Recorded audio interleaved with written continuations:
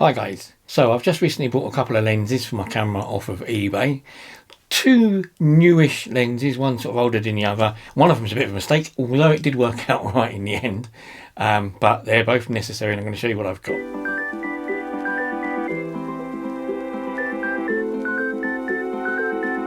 So when I'm looking on eBay for camera lenses, I'm always looking for lenses that are prime lenses. So basically they're lenses that don't zoom, they're fixed focus, fixed range, fixed size. Having a prime lens gives them a better overall sharpness, build quality is better. They just tend to be that little bit nicer having a prime lens because you're not having to move backwards and forwards. There's no zoom features in them, so that's not getting in the way. The thing is, I already have 7 prime lenses. I have one of them which is fully automatic, a 50mm. I have a 50mm which has got an automatic aperture but is not autofocus, and then the rest of them are manual lenses. I've got the Helios 135, I've got some more 50s, and I've got a 28mm Tonkina which doesn't actually fit my Pentax camera, but I can use it on the Sony with an adapter. Now I have already got 50mm lenses. If I count the fully automatic one and then the manuals and the one with auto aperture, I've actually got 5 50mm lenses. The first thing I did when I looked on eBay about a few weeks ago, I saw a 50mm pancake lens and I thought, well, pancake lenses are really small. It's a manual with auto aperture pancake lens. I thought that looks quite good. It was cheap, it's around £12 I think in the total, so I bought it thinking I was clever. Well, I wasn't that clever because actually when I got it I suddenly realised it was one I've already got. Even though it's advertised as a rare pancake lens and it technically is a pancake lens, I have actually already got that lens. However, it's not a complete disaster because the one I've got is slightly damaged. Although never been an issue with damage, it does mean I can't get a filter on it. And that's this one here. So it's a 50mm lens, quite a nice aperture, f2, but this particular one has got a dent in the ring around the edge. So I can't use it with a filter, which has never been a problem really. As I said, I'm not worried, but this is the new one that I bought the other day thinking it was something different, and it isn't. It's exactly the same f2 50mm auto aperture lens from the same era, same time, but this one has not got any issues or damage to the ring, so I can use this better than the other one. I might even get rid of the other one because the other one says dented, so it's not real much use to anybody. I might give it to a charity shop. In fact, I probably will give it to a charity shop because I don't need 2 of exactly the same lenses. Now, one of the purposes of me getting prime lens is to get some pictures of cats. I want to get them as sharp and as defined and detailed as I can because the cats, sort of with their hair and stuff and fur, sometimes if it's a bit blurry, it looks a bit of a mess when you want to get all the sharpness in the whiskers and stuff like that.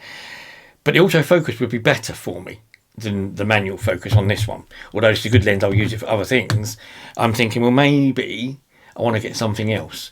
Now, as I said, I have got a 50mm lens. It's a 50 fully automatic lens. So this is for digital cameras. This is a 1.8, so it's slightly better aperture than the manual one.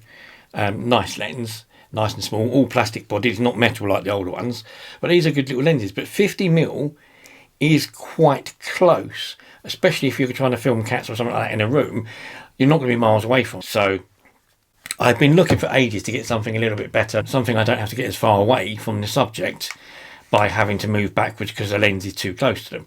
So I eventually found, and I've been looking for this for a while, the 35mm 2.4. It's virtually the same lens case and everything as a 50.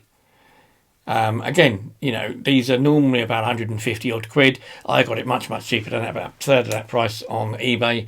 It goes with a 50. This is fully automatic. It's 2.4, which is still quite good. It's better than my Tamron zoom. I've got a Tamron zoom lens which is 28-70 at 2.8 aperture.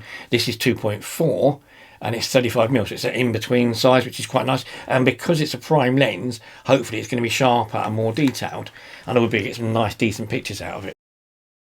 I will be using this out and about as well for just ordinary shots, maybe some street photography, so I might stick in the bag the 50 and the 35. If I do get to do some more bands and stuff like that, stuff that's indoor low lighting, I will have this in my kit bag, which will be quite useful to use. So I'm hoping I'm going to get a lot of use out of it.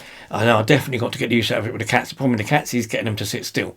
If I can take the cats out for a walk first, because they've got harnesses, so I can take them out for a bit of a walk for a while, that might wear them out a bit and it'll give them enough time to sit down, but I don't want them to be sleeping either. So yeah, we'll see how that goes anyway.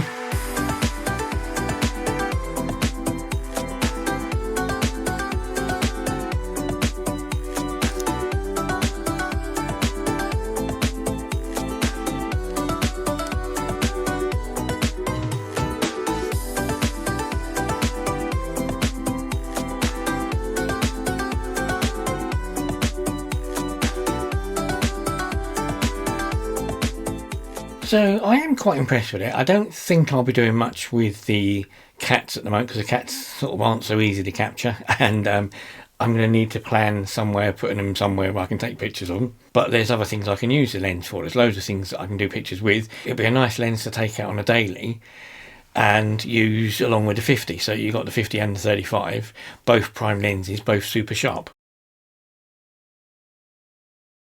As with all Pentax lenses, you do get a box, DA lens box, loads and loads of bits of paperwork. The instructions are ridiculous.